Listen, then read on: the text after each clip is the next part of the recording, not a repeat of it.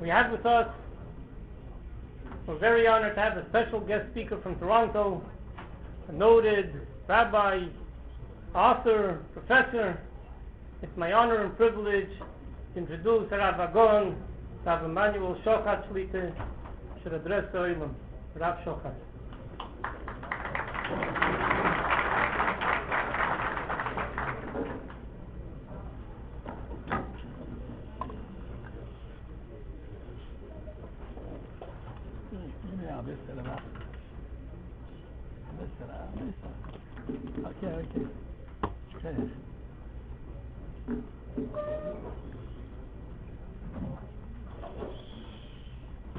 First of all, it's a pleasure and a covet being invited to bless you to the סיום הרמב.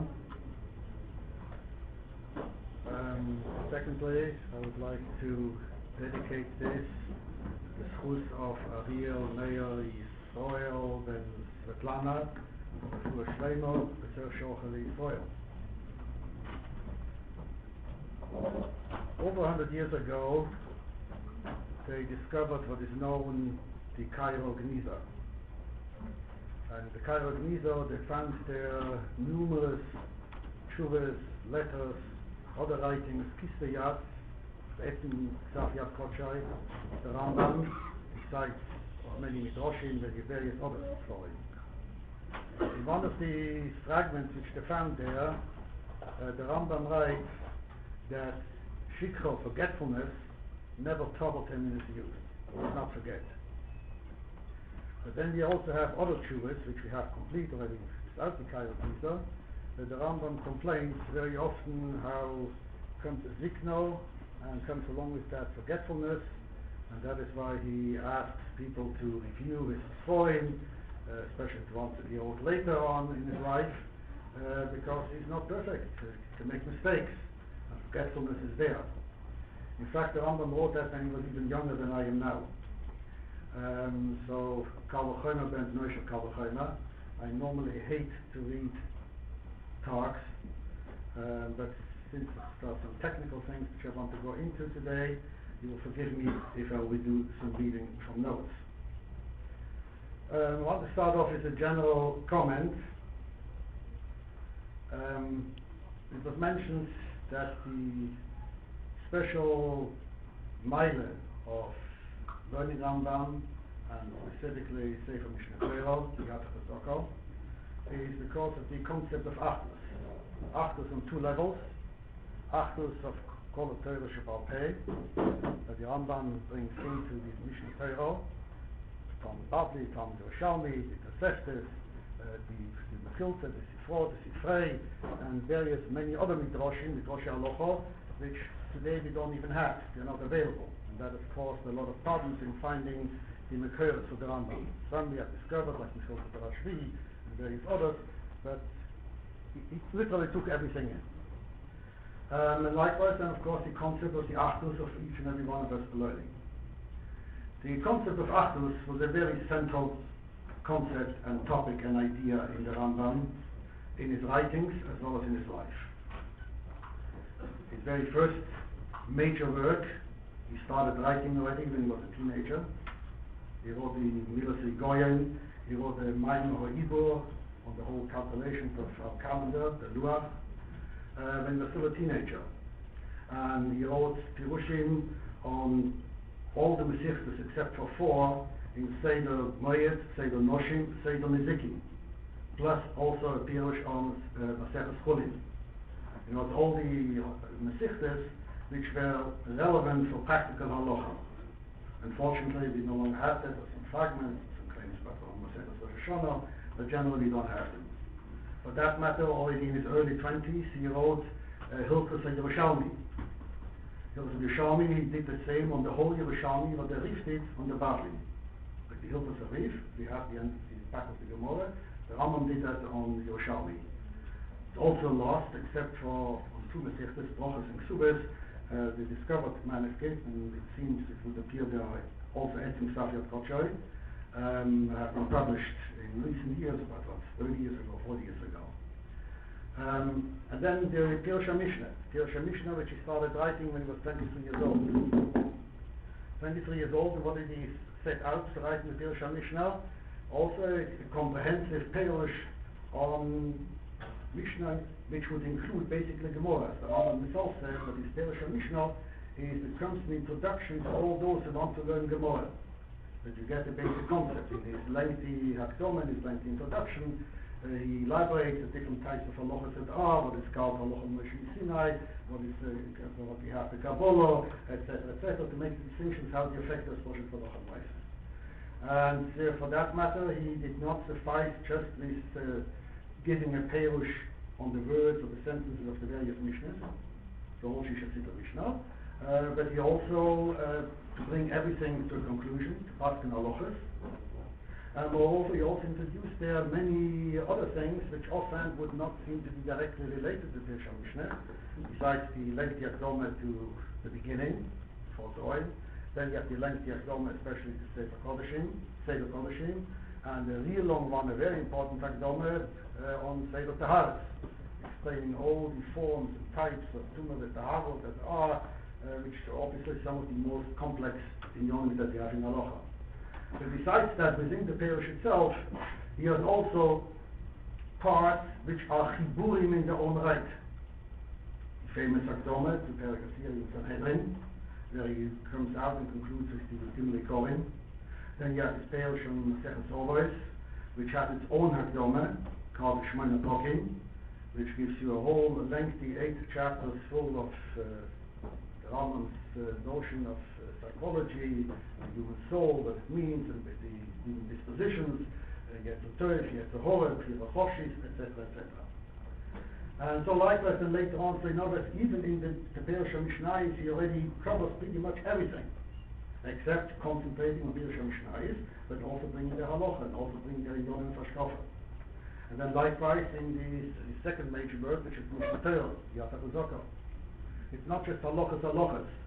In the Geras is amazing, the Rambam writes that he added in the Mishnah Torah not just halachas, but also in yonim of hashkafa, in yonim of emunah, which he says any decent Ben Torah who wants to show that he is a Ben Torah and identifies with that has to have klokite in those things as well.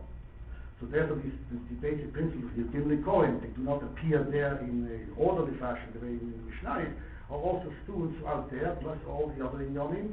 Never mind what you find pretty much at every end of every sefer, which is the Dalit for him, and very often at the end of each of the halachas themselves, where it brings also inyonim of Mutzah and inyonim of Hashkafa, but the subject which are dealt in that particular thing. And likewise, even the third major work, which is the Moreh Nevuchim. Moreh Nevuchim is not just a purely philosophical, theological work. The Kabbalah finds Kabbalah there. People in Halacha can find the Rogatchover finds the Halachas or halachic principles underlying many things in the Moreh Nevuchim. And it certainly deals with Biurim even Gemorahs and Midrashim, besides all these general concepts. In the Moreh Nevuchim, in probably a very central chapter in the first part, the Rambam observes the Kasha and says, we live in a world which is basically Reshus HaRabim, Alma Dikuda, a world of divisiveness, a world of pluralism, a world of so many different things which are in contradiction with one another. And he asks Haytochen, how is such a thing possible? And he answers, the emphasis, it's not a world of pluralism and divisiveness. It's a world of Achdus. Because he says the world was created by the Eibishter. The Eibishter is Hashem Echad. And from the one can come only one. So if the Eibishter created this world, there is a total and absolute Achdus in the world itself. And he makes that the analogy, he compares it to the human body. The human body where you have all these different limbs and all these different organs, each one completely separate from the other, each one has its own function. So likewise all the components in the world at large also form together this unity, which however we do not necessarily always discover except in the course of time as we see how things fit in and how they collaborate and cooperate. What I want to speak about tonight is not about the Rambam's Chiburim, his works. Adam we already heard, Psyche we already heard, etc., and that can go on to no end. I want to speak about the Achdus in the Rambam's life himself. There is as much to be learned from the Rambam's life and from the Rambam's Hashkofa, the Rambam's outlook on certain things, as there is from his actual writings. We'll start with something which he writes in the Akdama of the Pirush Mishnayos, where he says that everything in this world obviously has a tafsik, has a tachlis. Some of these purposes for which things are created, we can see right away how it fits in. Other things, we have to go through many, many years before we discover what is the value, what is the purpose, what is the goal, what is the tachlis of that object. Other things, still he says, we on our own can never discover, but only through the Torah, only through prophecy, only in whatever context the Torah would place it. And then he leads that to his concept of the human being, but obviously the human being also has a tachlis. And the tachlis, the purpose of the human being, obviously cannot be eating and drinking and being involved with all material objectives or material pursuits, etc., etc., because in that we are really no different than animals. The unique distinction of the human being is his seichel, is his mind, his brain. And if that is the unique distinction, that which sets us apart, then obviously that is our tachlis. Our tachlis is to develop his mind, to develop his intellect, but to develop the mind and the intellect not just as an end in itself, that's also a means towards an end. And what is the means toward the end? That his mind should come to the recognition of chokhmas, kis, divine knowledge, the concept of God's existence, the concept of Achdus Hashem, specifically emphasizing always Achdus Hashem, the unity of the Eibishter. That is what we have to work on, that's what we have to develop. That is our tachlis. But even that in itself, he adds, is not a complete end either. Because talking and thinking about Yedias Hashem, Yeshom Motzezishon, the Mamsi Kommen in Zoim, etc., etc., and even Achdus Hashem, these can be taken as philosophical concepts. They can be philosophical abstract concepts. So that is not the tachlis. The tachlis is that these ideas, they have to affect us. That they have to change us. That we become affected in terms of our leaders, in terms of our character traits, in terms of our behavior, in terms of what we are and what we are supposed to be.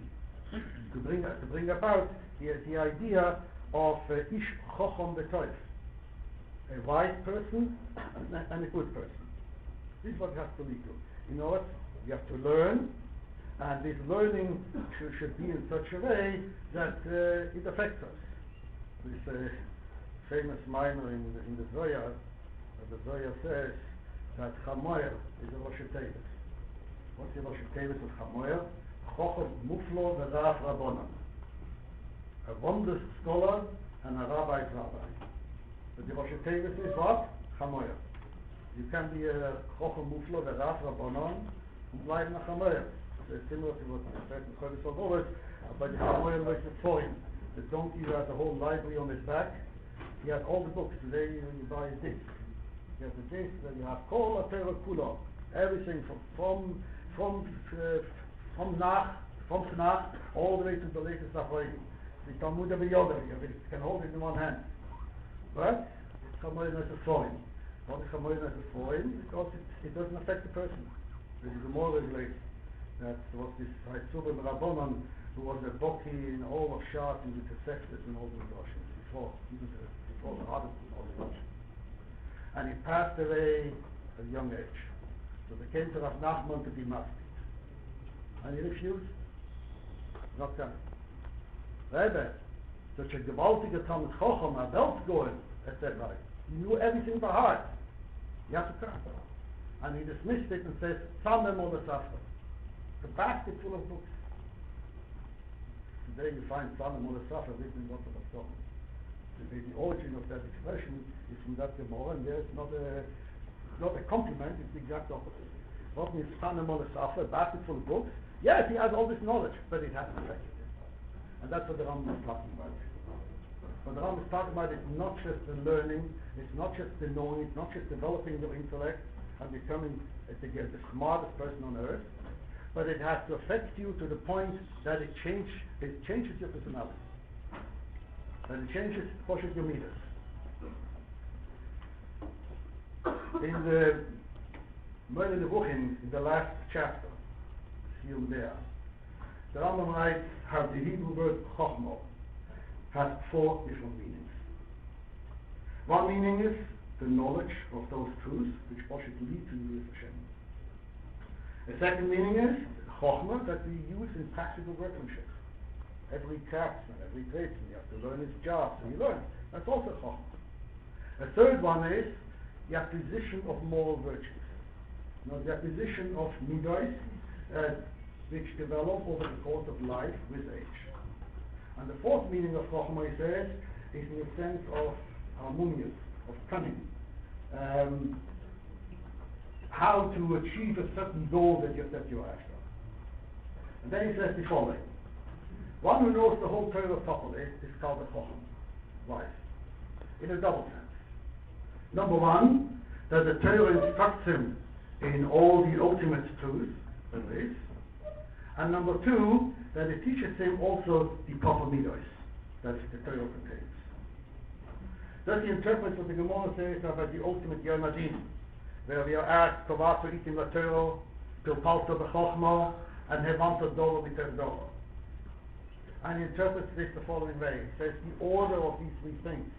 Of Sakto b'Torah, of Kovato itim b'Torah, and Pilpalto b'chokhmah, and Hevanto dolo b'ter dolo, the order follows a very precise order in this way. How so? Kovato itim b'Torah, he says, is the first thing that we have to do. Poshet, sit and learn. Learn, Poshet, the Torah, the Messiah, the way it was handed down, the way we had it. Poshet, get the ideas. Call it the kiyos. Get Poshet the kiyos in the Torah that we have. The second one, to Palto the Chokhmah, he says, after that you have to analyze and understand all the things that you have learned. Don't just have the knowledge, don't just be the Chamer for him, but try to understand and analyze what does it mean and what does it imply. What are the practical implications? And then Hevanto Dova V'Ter Dova says now go and define and apply it in your personal life to change it, to change your lifestyle. This is the ideal that Rambam puts for you. But before you can reach that chokhmah, before you can really delve and reach these goals, there is a prerequisite. There is something which has to come first, which the Rambam very heavily emphasizes, and that is commitment to truth. And I'll spend the greater part on what the Rambam has to say about that. Commitment to truth. What does that mean? Again, he writes in one place that after all, only truth is that which pleases the Eibishter. And it's only falsehood that causes the Eibishter to be coming off angry. In the Prקים, which is an introduction to Pirush Novis, and that introduction to Pirush Novis has an introduction to itself. Hakdom to the Prקים. There the Rambam describes what he's doing with the Prקים. And there he writes the following. Somebody reading now this Sefer will before too long discover things that he has seen in other Sforim. In other Sforim, or for that matter, half even in other books. And therefore he will accuse me of plagiarism. Taking somebody else's work without giving credit. So therefore I make an announcement right up front. I'm not guilty of plagiarism. And I have 2 reasons why I did not quote my sources, my references. Number one, and this is the Rambam generally, this is the biggest accusation against the Rambam, that he never writes his materials. That's why we have so many stories, so many Pirushim with the Rambam. If we have given his materials, then we wouldn't have so many problems, so many things where we get it from. As a matter of fact, there's a tshuva of the Rambam which he wrote to the Pinchas, the Dayan of Alexandria. He wrote in a very sharp letter and criticizing the Rambam, etc., and in also criticizing where we get these things from. The writer says you are Yofi. That he is the only one that matters. We don't know where you get your halachas from. And the Rambam acknowledges, he says, yes, I made a mistake. That he did not write the materials of the Yata from Rambam. And he even brings an incident that somebody came to him and asked him about certain halachas in Pastons. I think it was in the Yomim of Kiddushin. And the Rambam, something, and the Rambam referred him, Mistamim and Seches speaking of Kiddushin. There's no, I looked there, the first place where I went to look, and I couldn't find it there. So the Rambam suggested another. And he says, no, it's not there either. So the Rambam says, I asked, the Rambam writes this himself, in his letter. So I asked him, give me a couple of days. And the Rambam says it took him several days to find it himself. Because sometimes Allah, the things are not, in the Gemara things do not go everything in order fashion. You can have one concept about a certain union, which may be doing in different Gemaras, or certain Gemaras which are dedicated to certain subjects. And sometimes you have an incidental sentence in a completely different Masich which has nothing at all to do with the subject, and that brings you to the conclusion of the Allah being that way.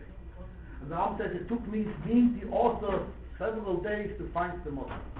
And I'm sorry I should have done that, and he undertook that he will write another paper in which he will give all the materials. But unfortunately he never got around to it. But there he gives another reason.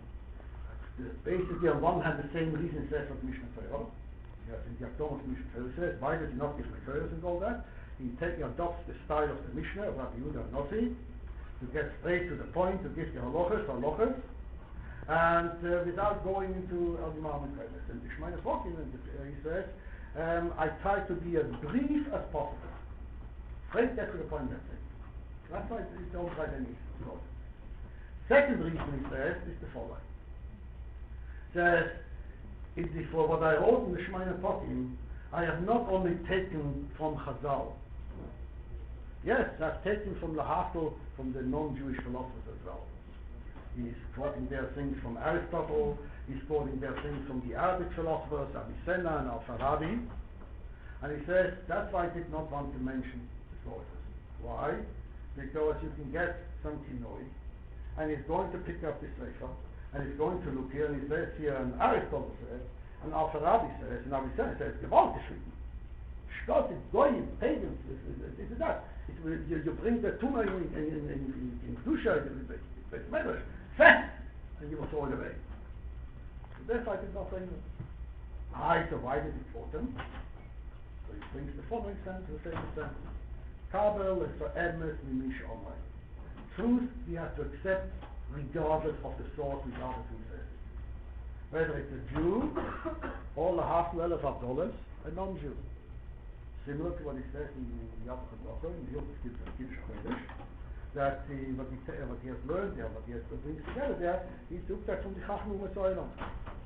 And all the Kosh, that's the ones upon the Bnei Yisrochel and Yoedevino. They had all these secrets, they knew the whole calendar project. But what they wrote this for, they're completely lost. But so he took it from the Chacham U'Mesoilon. And he says, there's no problem with that. Because these are not their opinions, these are not their ideas, these are basic scientific calculations, mathematical calculations, which can be checked. You can check, but it doesn't matter if the guy tells you that 2 + 2 is 4, that's something which you can check out. So if that is true and you find it, so there's nothing wrong with taking it there. So therefore it's the idea of Kabbalah to Emes Nishama. That's what he quotes there. But that becomes to the Rambam a general guideline in everything. Kabbalah to Emes Nishama, regardless of. In that context he explains the Mishnah in Edius, where the Mishnah says, Veloma maskirin divra yochit bein hamuruvim. Why do we mention in the Mishnah the opinion of an individual authority when the majority, yochit berabim, the rabbim holds differently? Bein halocha divra hamuruvim, and the halocha is like the rabbim says. And the Mishnah answers, Shem yire bestin as divra yochit, he is machalof. That if the bestin may see this opinion of this yochid, and they feel that we need this stuff like this, they have something to say. So therefore, Rebbe Rabbi Nossi quotes the Dati yochid, so we should know, even though that normally yochid rabin or yochid rabin, but in such a case, but you have something to say. Some similar to K'day Rabbi Shimon Yismach or B'Shas Prat, but here it goes even further. That worship is that the best should pass in the halacha like that. not a Mishnah later on, not even with that reason there. And says the Rambam on that Rabbi Yehuda Nossi recorded these singular Das Yochid views alongside the majority, for sometimes the Western wants to follow the Yochid, and therefore he teaches us that what is the underlying principle here? That if the argument is correct and clear, even if it is by the Das Yochid, neged the Rabbin, it is accepted. You don't understand it? If the evidence appears more clearly to Das Yochid, then that's what the Western has to follow. Moreover, he adds, that's why he also recorded even opinions that have been dismissed. For example, in Machloikesen between the Shammai and the Hillel, sometimes the Hillel listens to what the Shammai has to say, and they accept what the Shammai says. Why? Because they feel that what the Shammai says here, yes, it's more true than the opinions which I attach myself to. So Rambam again adds, when these that they recognize that their loss of truth and righteousness, they mavatul their own das and accepted what the Shammai says. Then the Rambam concludes, when these great men, righteous, understanding, completely knowledgeable, and of eminent scholarship, saw that the opinions of their disputants are more correct than their own, and that the other person's analysis is better, they accept them. And he concludes, how much more so should other people, when seeing the truth in the argument of their opponent, turn to it without being akshomist, stubborn. This is the meaning of tzedek tirdosh. Of this, the Chazal say to be moed al emes. Acknowledge truth. It's true, it is true. This means that even if you could save faith with polemic counter-arguments, sometimes you get to the whole dispute, a whole machlokes, and you're too embarrassed to admit that you are wrong, or that you might be wrong, etc. So the Rambam says, even if you could save faith with polemical counter-arguments, meaning with vikuchim and pilpulim, if you know that the other person's words are true, but your argument happens to appear clear, somehow the other person doesn't know how to convey, doesn't have the chituk haloshen, is unable to express himself in such a way that everybody sees that he is right. He's mumbling there. And you do have the chituk haloshen, so therefore you are there, you take advantage of the situation, and you make the whole filter, of yedem, etc., etc., or because you're able to twist things, withdraw to his position and abandon the argument. Truth is everything. And he adds, truth does not depend on popularity.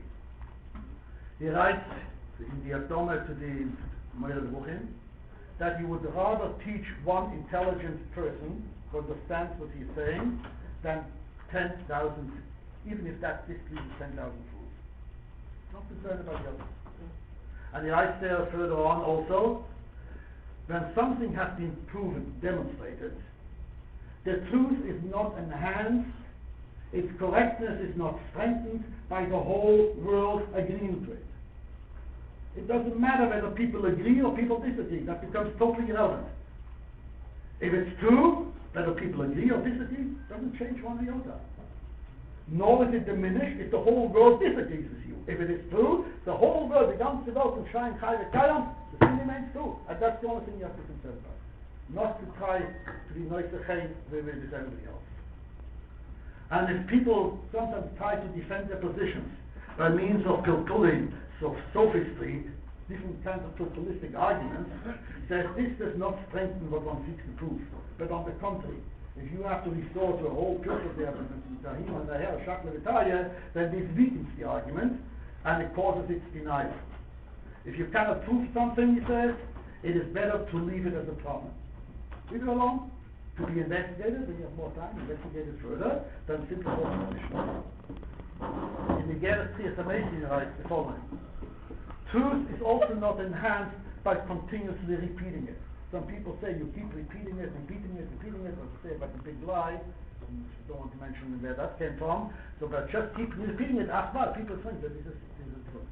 So the Rambam warns, just because people repeat it does not make it stronger, does not make it true. Nor, if it has not been repeated, does that mean that it is weak. In the Gerrit Taimon, he writes the following: Even, very important, even the fact that certain things have been recorded and published in books by whoever it may be does not prove anything. You know the word from Mashiach will come out Iran after Yah. People print books today, it's very cheap. With a computer, a desktop, that you can produce 10 for in just like that. Doesn't even cost so much. So the Ram says, just because something is printed, books evoke respect. You see a sefer, wow! He says, it doesn't mean anything. Just as one can be mistaken or deceived by speaking, one can do likewise with the pen or with the computer. Fools and ignorant people are convinced of the truth of statements simply because it is published in books. But for us, says the Rambam, that is not enough. We demand demonstration. In his famous letter to the Chachmei Marseille, he writes the following similar. Says, fools have composed thousands of books, and many people advanced in years, the old people, but not in wisdom, waste all their life studying these books, presuming that their nonsense constitutes profound wisdom. Practically all people, with the exception of very few, make that mistake, especially if the books are old. Oh, it was the sefer written 500 years ago, 800 years ago, 1,000 years ago. Somebody knew what they were saying. Just because somebody listens to the Rishonim, just because somebody listens to the Rishonim, that's not mean he wasn't going up in the Rishonim. To Rambam, truth means to be objective and consistent. He did not believe that he was perfect and could not make mistakes. He writes to his famous students of Yosef and Yehuda Ibn Aknin, if I do not boast that I am absolutely perfect, nor that I have never committed an error. On the contrary, it was an explanation other than the one I chose or recorded, I would rather for mine in anything. Matter of fact, at the end of the Pirush Mishnah is a short sequel, in which Rambam recalls that he started writing the Pirush Mishnah when he was 23 years old, and he finished it 7 years later. And he describes the conditions. He must have started the Pirush Mishnah when he was still in Morocco, he says. Morocco at the time, for the same reason that Rambam's family had to escape from Spain. First they have to escape from Cordoba. Once it was conquered by the Arabs, the Almohadis. The Almohadis are worse than today's Taliban, and would not allow any other religion besides their own. They were very anti-intellectual, very fanatical and all that. That's when Rambam's father, Maimon, picked up the whole family, and they were wandering for about 10, 12 years. Other parts of Spain, Christian part of Spain, other parts, and even there became unbearable till they escaped to Morocco. But in Morocco, the conditions were not much better. There were lots of zealous of Shmag. That's what the Rambam's father wrote his Geras on the Homo to comfort the people, and some assume that the Rambam wrote his Geras Shmag also in Morocco still, because it was somebody who came out with a letter before him to the Jews, because many, like he had later in Spain, the Marranos, so likewise he had many Jews who became Muslim Marranos in Morocco. And was somebody wrote a whole letter condemning them, they were going in hell, and this is unforgivable, etc., etc. And that's when the Rambam wrote his Geras Shmag as a response, a counter to that. So someone to say it was written a bit later, but these are the conditions.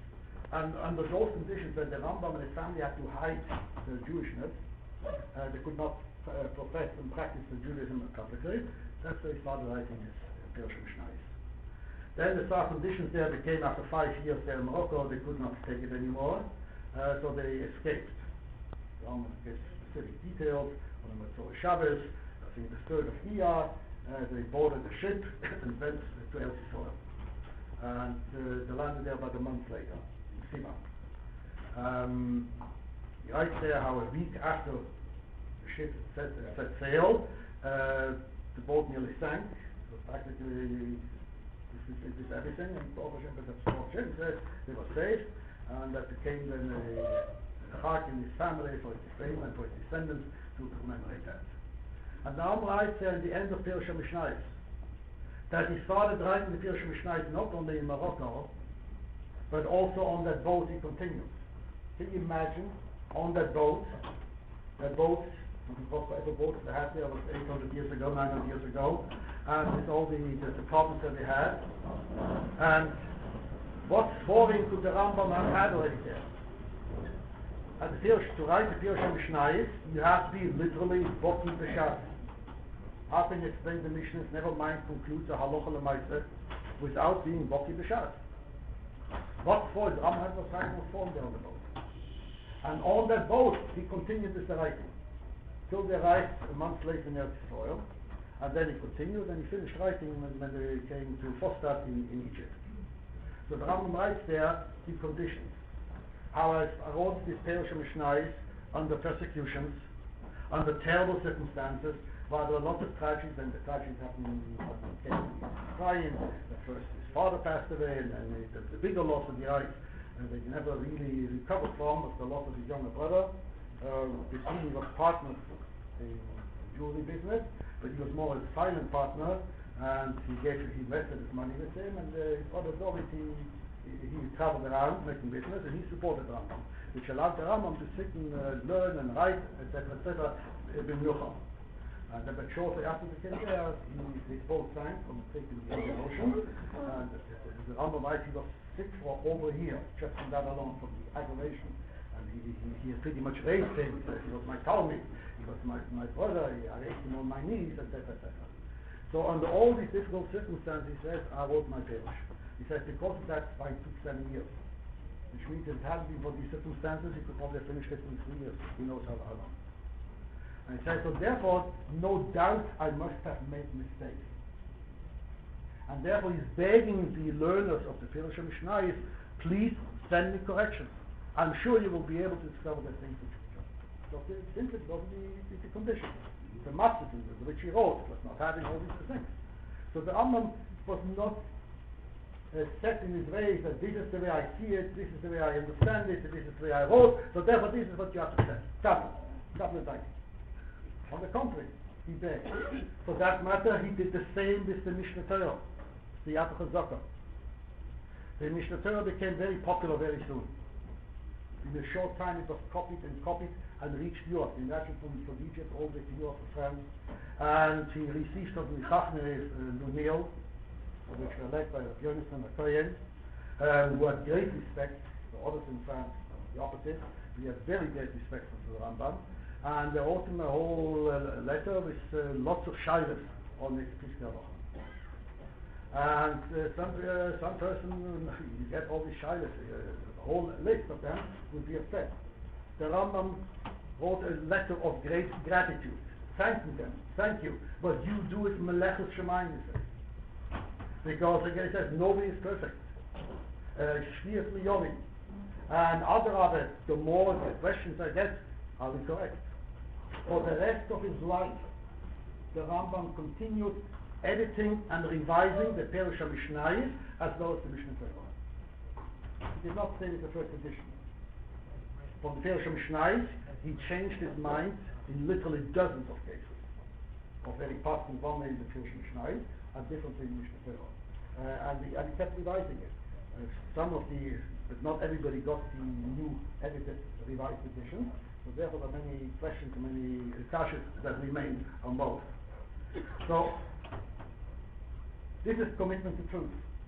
That you realize that just because I've done a day's work and put in a lot of work, the Mishnah Torah writes to the same Rabbi Yonasan Kohen, that he worked on that 10 years, day and night. I don't know how he would have done it even in 100 years. He did it in 10 years.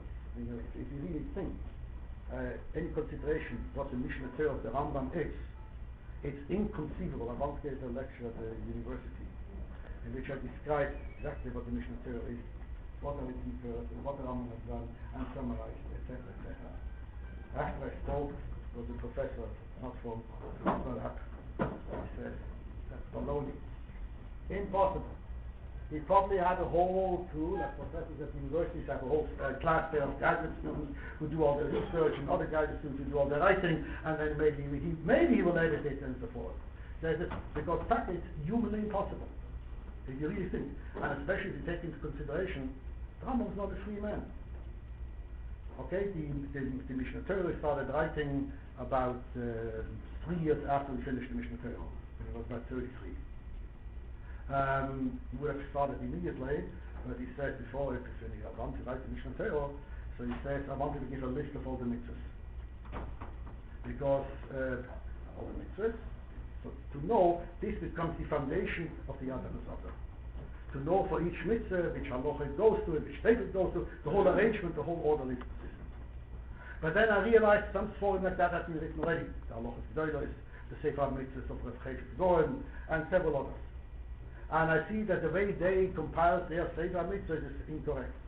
They put in there lots of things which do not belong there. They made lots of mistakes.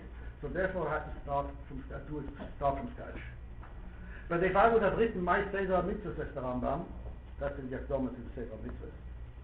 Sefer mitzvahs is really a Yakdoma to the Mishnah Torah. That's basically what it is. That's why it was written. You have no intention of writing it.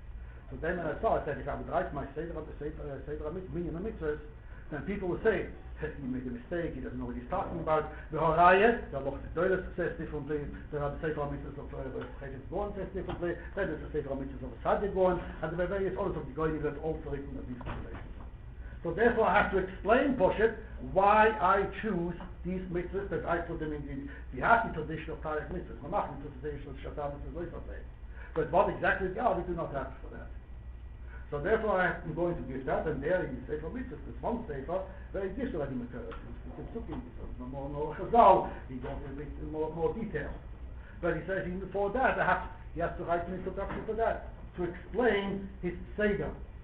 Why does he put this as a mitzvah and not something else now? And that's what he gives us the 14 Shoshim.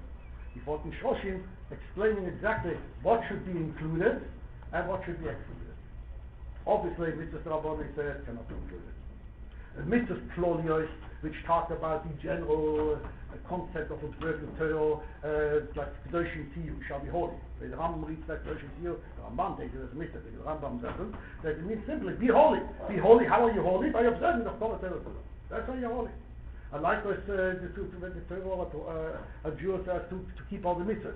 That's a general instruction. That's not a mitzvah. Mitzvah is only something which is very specific. Do and don't. Do this action, don't do this action. That is including Torah, nothing else.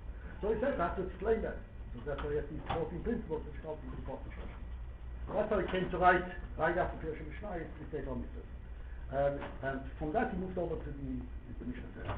Now the Rambam at the time, after his brother passed away, and his brother left an almona with a child, the Rambam had to worry about Parnasa. Parnasa for himself, plus Parnasa also for his extended family of his sister-in-law and his niece. I think it was a girl that he left. That's when he decided to become a doctor. He had studied medicine already before. He studied medicine and various sciences already when he was a youngster, teenager in Spain. Because that's when he wrote the minor Hebrew, which he obviously had to study. But now he became a professional doctor. Not right away, very proficient. And to be a doctor, the Rambam writes in several places, 2 places. He says in one letter he writes, to be a doctor is not just, okay, you went to college, you got your medical diploma, and now you practice.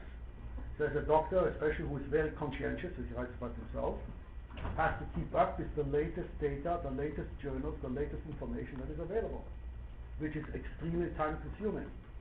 He writes in another letter, the famous letter, which he wrote to Ibn Tibon, who wanted to come to visit the Rambam in Egypt, to help that the Rambam should help him in translating the Moreh Nevuchim into Hebrew, and so forth. And the Rambam told him, don't come, because if you come, there's no way I can see you.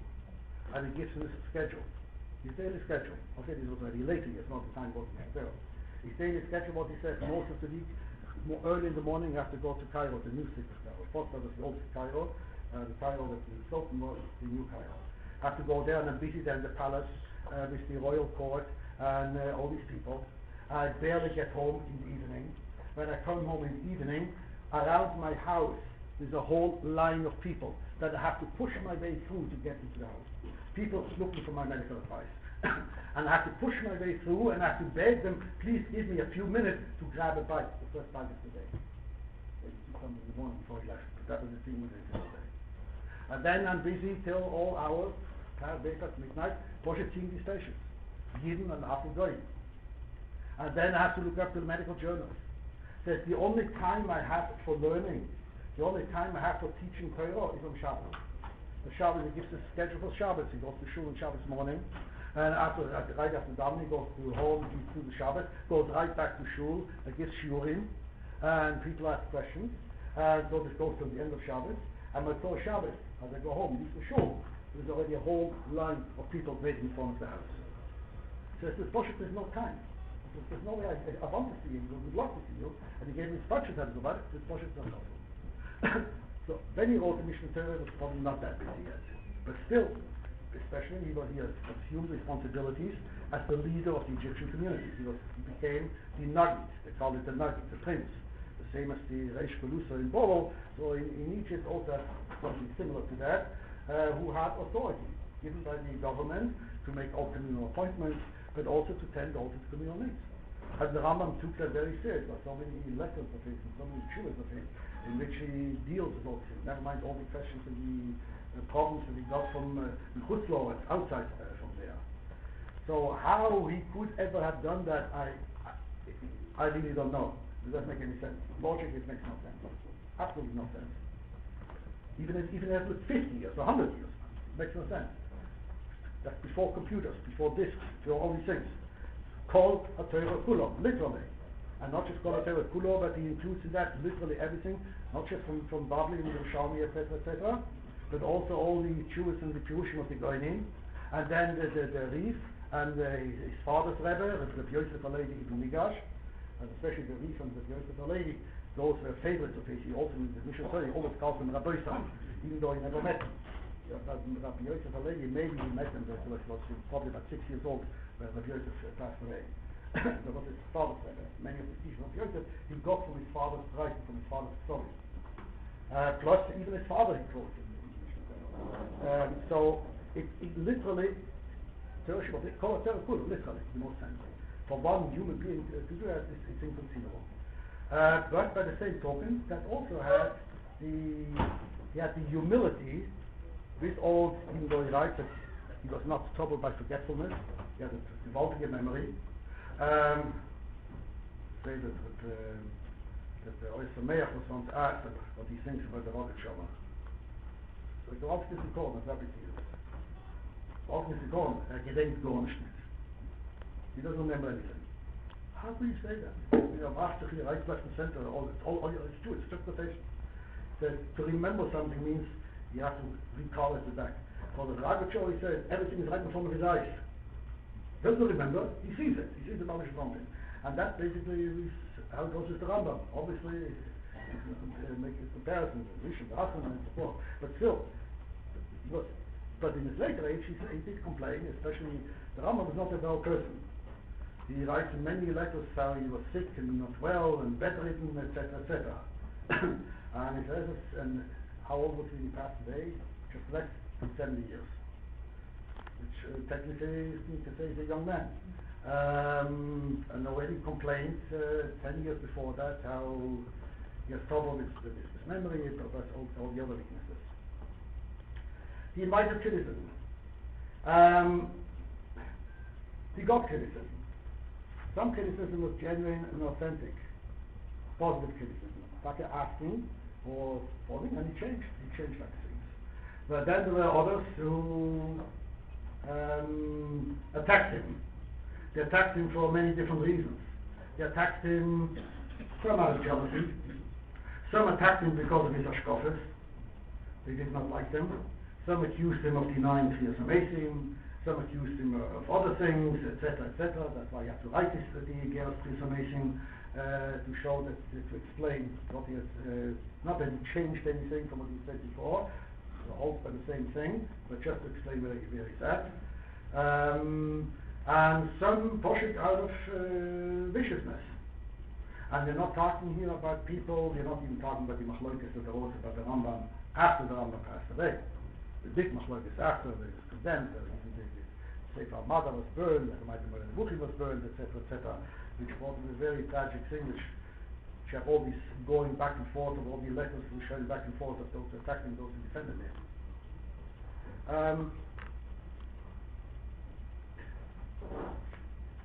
Especially two centers of opposition. We'll come to that in a minute.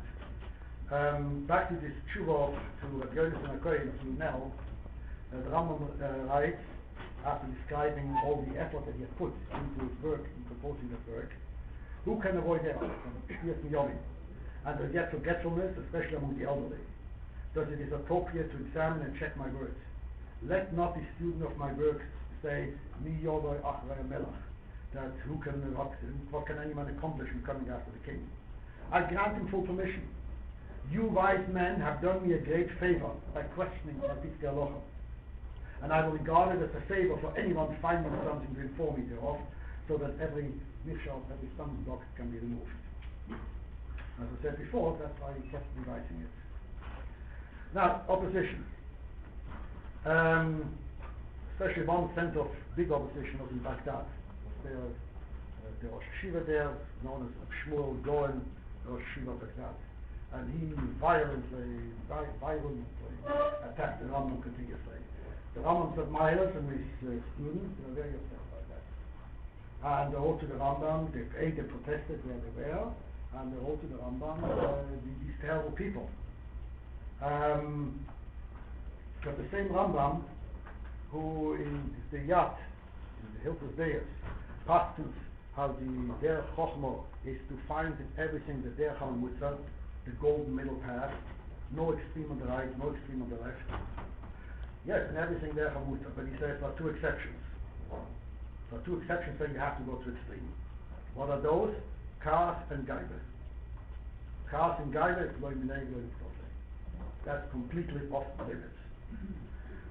On paper it looks nice, but to control yourself, something else. But the Rambam lives by that.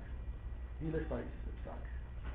He wrote to this Rabbi Yosef ibn Akmi, wrote him a letter about what is going on in Baghdad, and he was furious.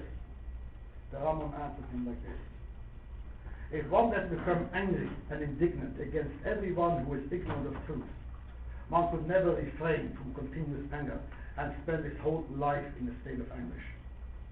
This is not right. All this, the criticism, the slander, the degradation, the Lashon Hora, the Refilos and so forth, Chai Hashem has not harmed me or angered me. Even if I were to see the critic with my own eyes and hear him with my own ears, and he would do all this in front of me, I would not pay attention to it. On the contrary, either I would not answer at all, or I would answer strictly to the point at issue with civility and humility. His foolish neglect of truth is much worse than that. I do not seek victory for myself. My dignity and moral integrity are more important to me than prevailing over fools. I beg of you, if you are truly my Talmud, following my footsteps and standards, the best thing for you is to let them scorn you and do not retort by scorning them. Be of those who are humiliated and do not humiliate in turn. Do not waste your words. Before anything, think of Hashem.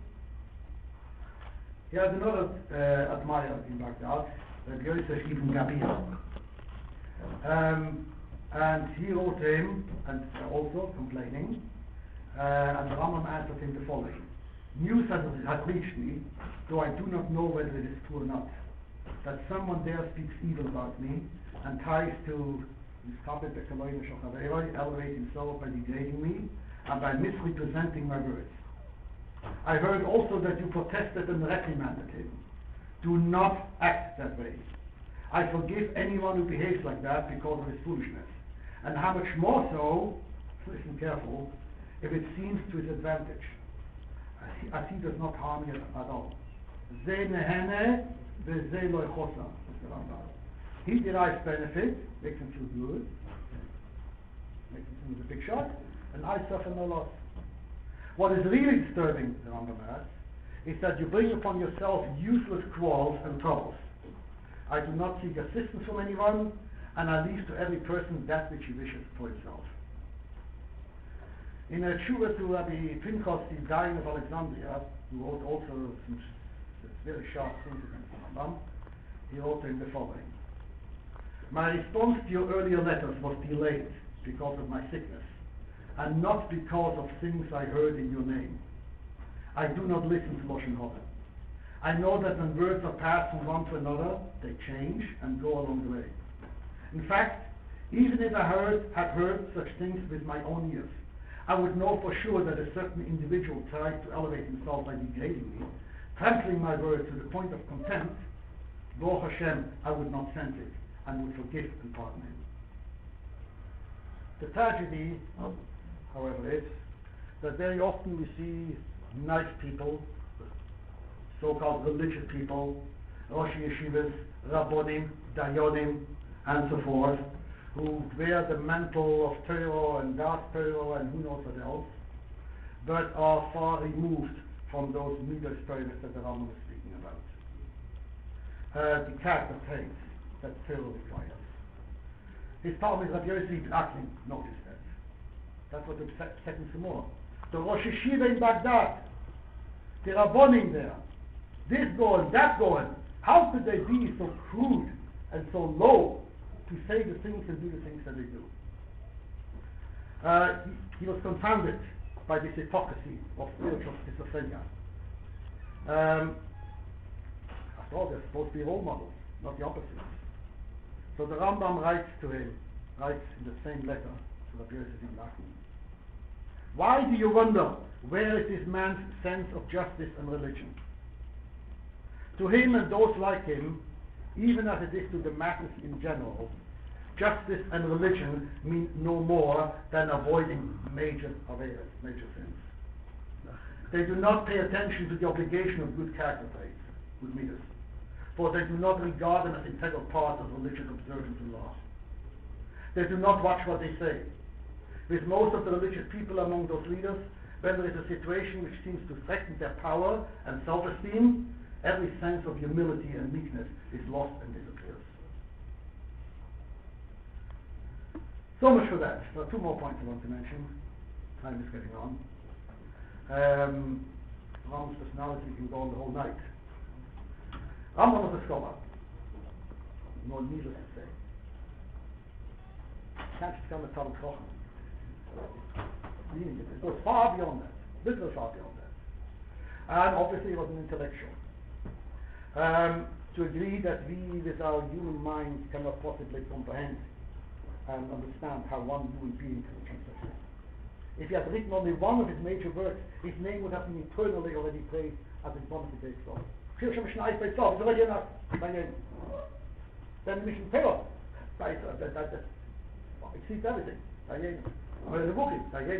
Never mind all these other things, there's Shmat, there are literally hundreds and hundreds of Shuvas, etc., etc. Some short, some lengthy, some whole treatises, etc. People like that who have these intellectual capacities, who have such a mind, generally tend to withdraw. In the nature of the intellectual, they lock themselves up in ivory towers, and they haven't got the time to deal with the masses. No patience and no time for that.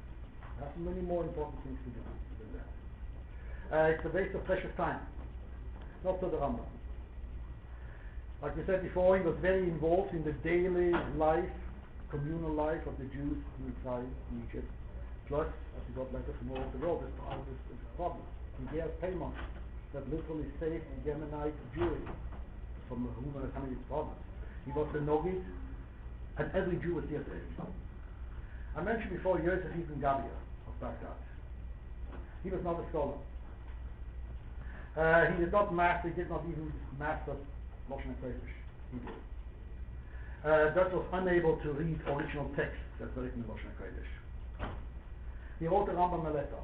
He had studied the Rambam before in the Pirsha Mishnah, all the other things that say from mitzvahs which are also written in Arabic. Everything the Rambam wrote was in Arabic, except the Mishnah Torah and some Shuvas.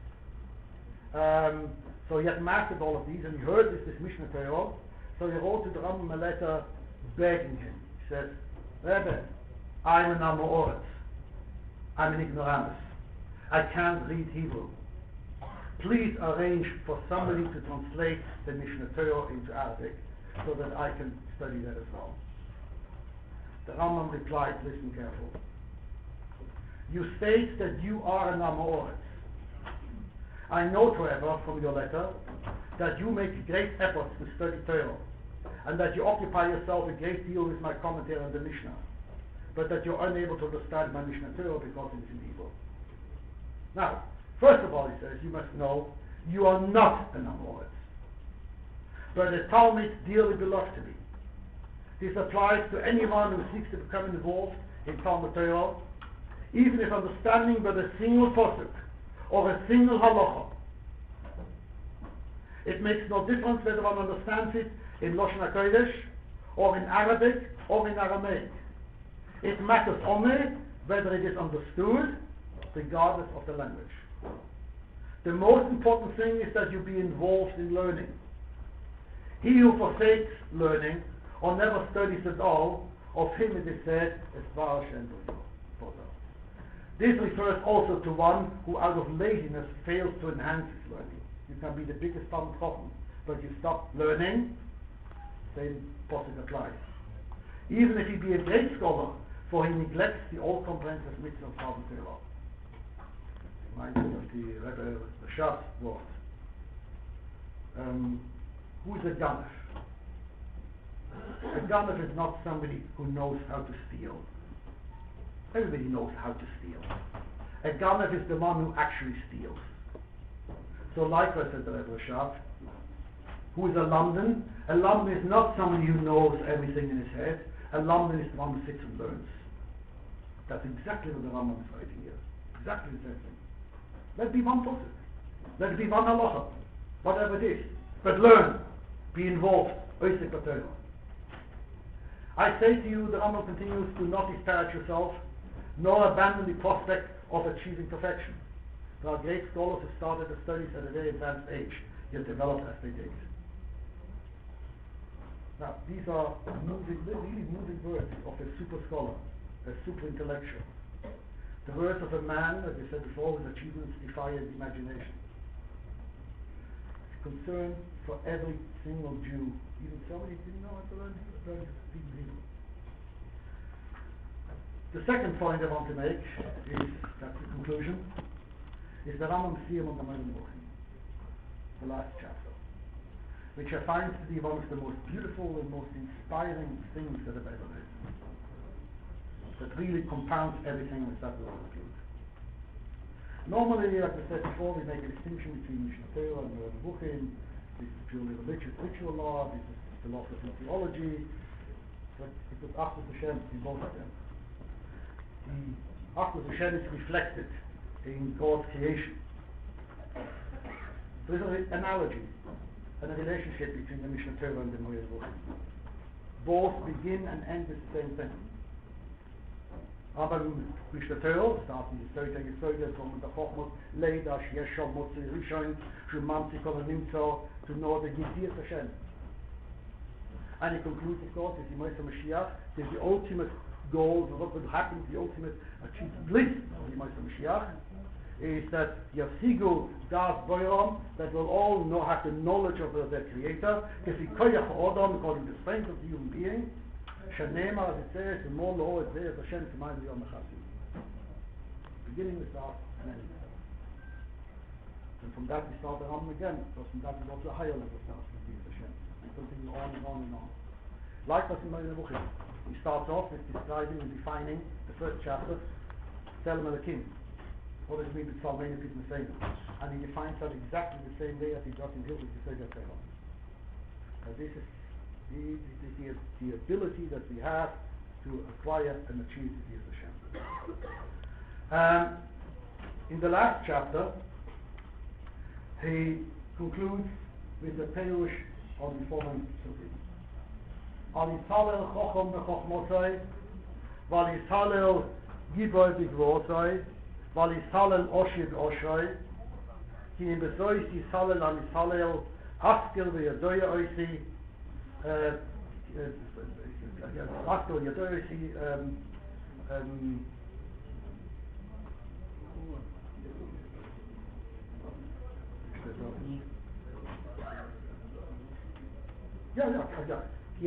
Ki ani Hashem oise chesed mishpat u'tzedakah ba'oretz ki ba'elech hofatzti nun Hashem.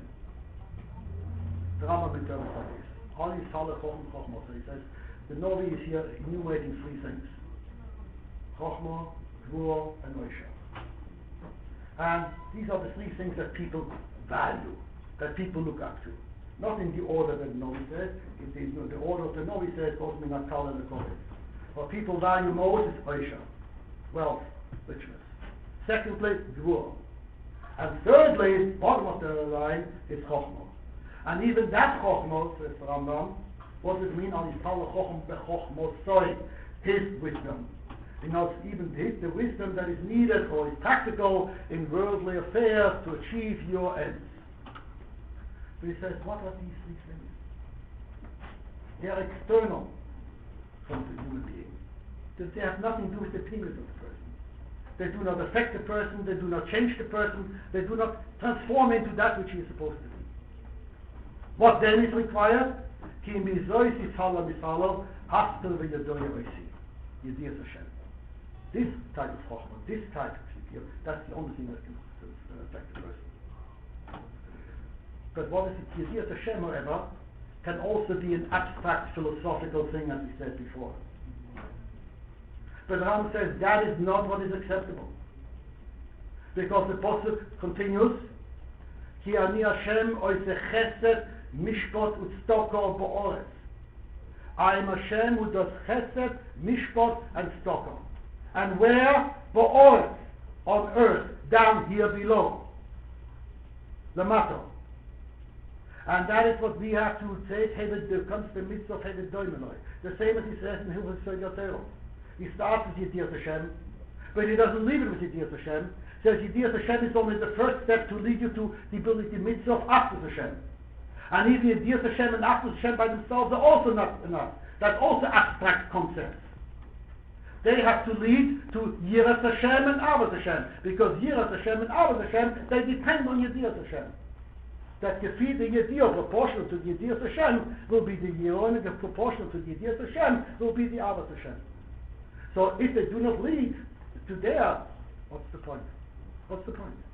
And here again he emphasizes that this is what is demanded of us, the sum total, to Latus, Chesed, Mishpot, Tztoko, and specifically where Dafke here Bo'oret.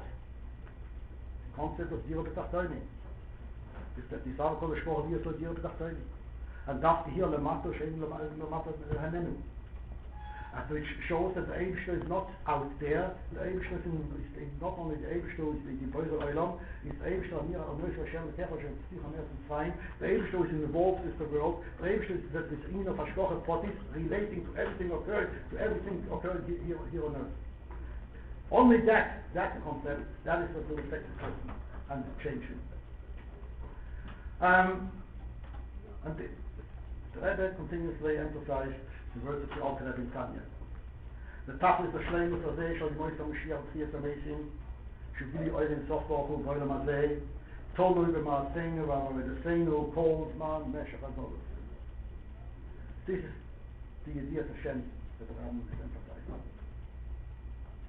The Maaseinu and Avavedeseinu specifically in context of Hevet Doimeloi, which is the Rambam counts as a mitzvah of the Machmitzvah Say, leading to the point of the Rebbe's slogan of Hamaisa Huika, which will then lead from this idea of Hashem at the beginning of the Mishnah Torah to the סיום of the Mishnah Torah.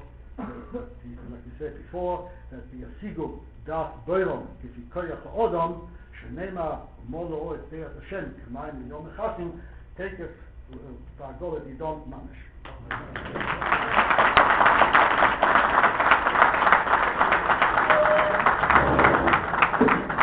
Thank you very much, Rav Shochat. They should give you Gunte Yoren. We should be able to continue with Argot Shatayro, Hatot Sayadus, and Hatot Samayonis.